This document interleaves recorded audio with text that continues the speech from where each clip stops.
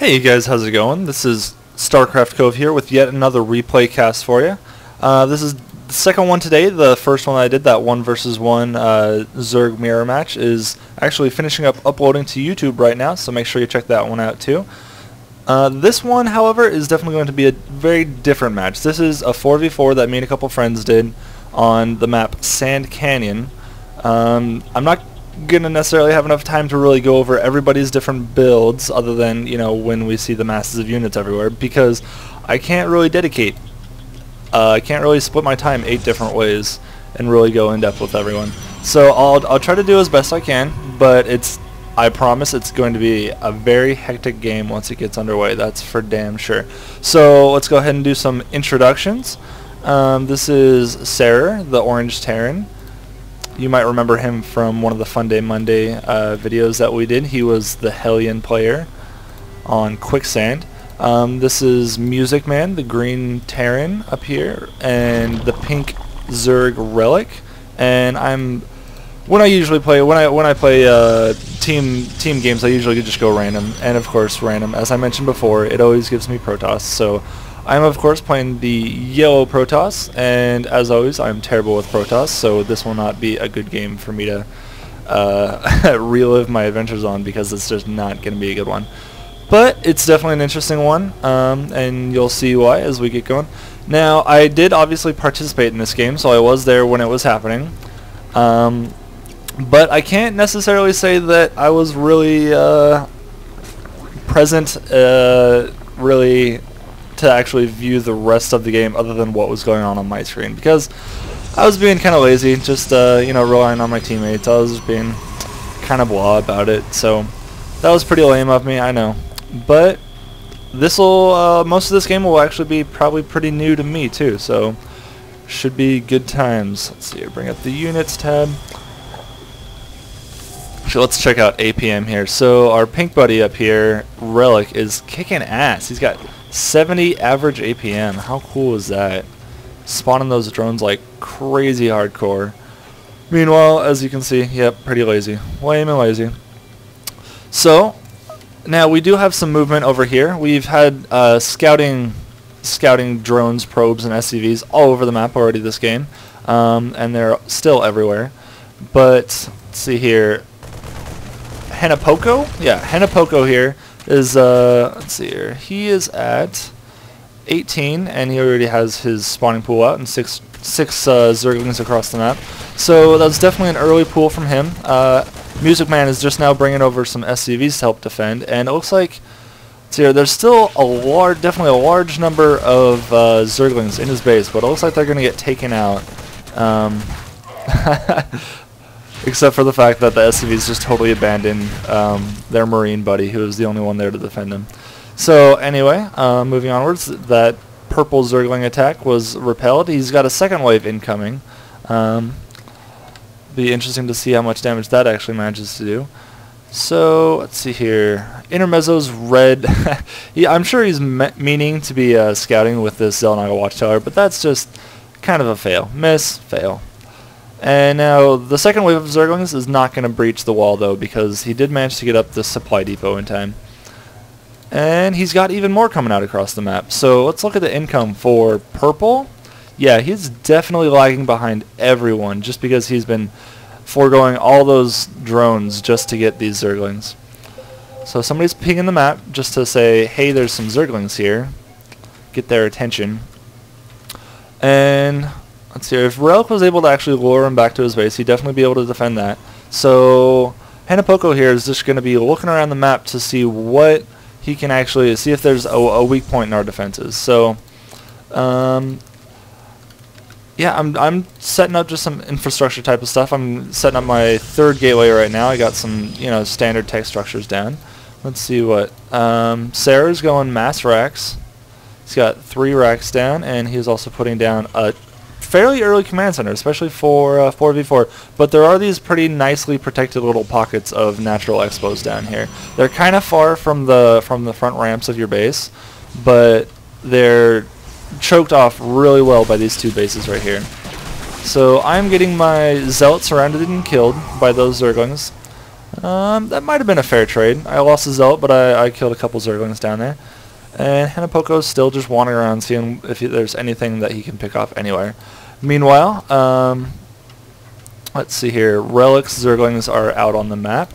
And he does have the speed upgrade, whereas Henapoko does not. So that's definitely a major upgrade advantage for Relic's Zerglings over here. He could just easily surround and destroy these Zerglings with his. Meanwhile, this is a really nicely circled off little turtled Protoss base here with a crap ton of Zealots coming in. Alright. And then from the Zerg, this is our Zergling buddy, so he's definitely looking pretty lame right now. He's getting an in-base hatchery. Oh, he's already got the in-base hatchery to spawn more Zerglings, but he's morphing that up to a layer tech. So it'll be interesting to see if he goes Hydras, or, okay, never mind, getting Roaches off of that. But he might still go Hydras or Spire tech off of that, so that'll be interesting to see.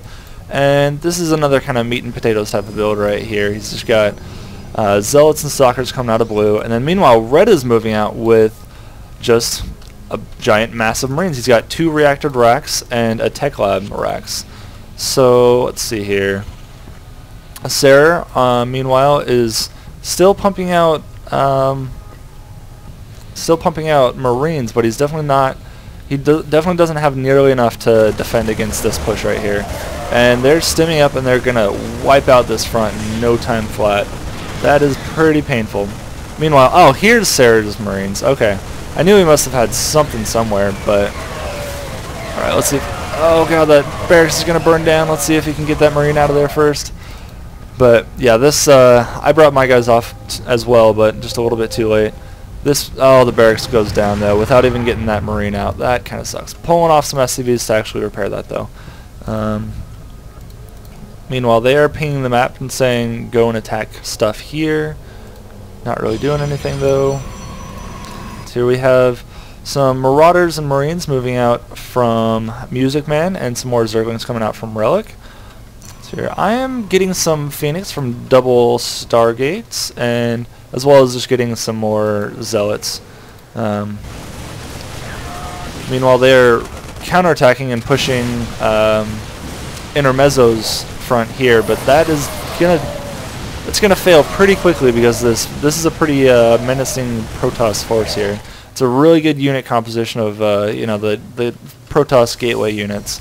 So he has a lot of versatility with these, especially for a 4v4. He's definitely got a lot of versatility. Whereas most people would just be going, you know, as you can see, mass Marines and nothing else, mass Zealots and nothing else. He's actually got some versatility with these. He can drop some force fields. He could blink or tech up to blink tech for his Stalkers. Meanwhile, Seror's going to move in and actually engage right at these bushes. So that was a blind kill choke right there, and he got kind of cut off and lost a few. Meanwhile, those Zerglings are going to be distracting these Zealots long enough, and hopefully, holy crap, yeah, we are definitely outnumbered here. Luckily, MusicMan is sending down some reinforcements, coming in with my Phoenix to pick up whatever I can grab. Losing shields on a bunch of those. I lost one Phoenix, but that's not too bad considering there's all these Stalkers and all these Marines that were on the battlefield. Draekyn not really doing a whole lot with his Zealots, which is kind of fortunate for us because that could really do a whole lot of damage. They're surrounding and taking out all of my Zealots. Right now, I have lost all of my gateway units, so I'm just sitting on just these, okay, trying to warp in some more to block off my front, but really all I have is these Phoenix to try to block that off. Meanwhile, Red Intermezzo's still just reinforcing, rallying his Marines over here, and I've actually expanded. We've both expanded down here, so we do have this extra mineral income, and you can see that this, like I was talking about before, this is just such a nicely protected little area because they can come back here and they'd be able to totally rip through all this stuff, but they're just not because it's actually a bit of a walk to get from this ramp back here, and they're just kind of being too lazy about it. They'd rather attack our mains instead of hitting our economy where it really hurts. So meanwhile, I've lost a gate and my forge up here. I've still got a decent handful of these of my Phoenix, and then they're regrouping and attacking with, once again, all of these stemmed and shielded Marines, and Relic is coming down to take them out with his Roaches. those roaches are definitely going to be quite effective against pretty much everything that the enemies are going. They're good against all gateway units. Not the best against stalkers, but definitely good against zealots and sentries. And as we can see over here, Mooseybear never really did it. Oh wow, what is this? This looks like a giant, it looks like a gun right there. Can you see that on the minimap? It looks like a pistol. It's going to shoot that expansion right there. It's going to shoot this expansion with his gun.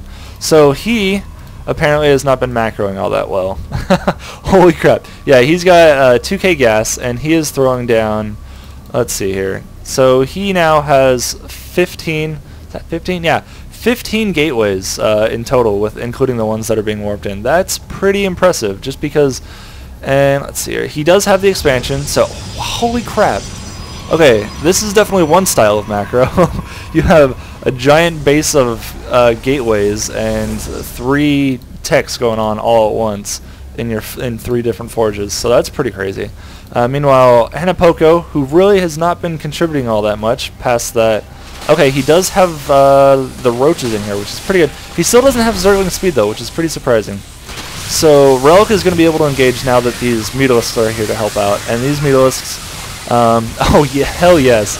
All the Air Force coming in, picking off all those ground units that can't even attack. This is my kind of target for these Phoenix. Just pick up everything you can, make them completely worthless, and then let the ground forces mop them up as they drop down, or just let the Mutalisks attack them and just wipe them up at any time.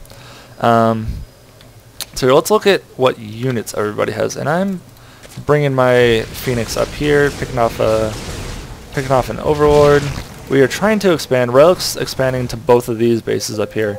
And somebody spotted Draekyn's expansion up here at their expansion, at their frontal expansion area. Meanwhile, let's see here. Seror's actually got 9 Ravens out. We're pushing this this Nexus now that it's gone down. They have nothing here to defend it, so that's definitely going to go down. And Intermezzo, he has branched out a little bit. He's gotten a couple Hellions and some dropships. Looks like he right-clicked on a Hellion there and picked up the Hellion on accident. Always love it when that happens. And once again, Mooseybear, this gateway force is just really threatening with how sturdy that is.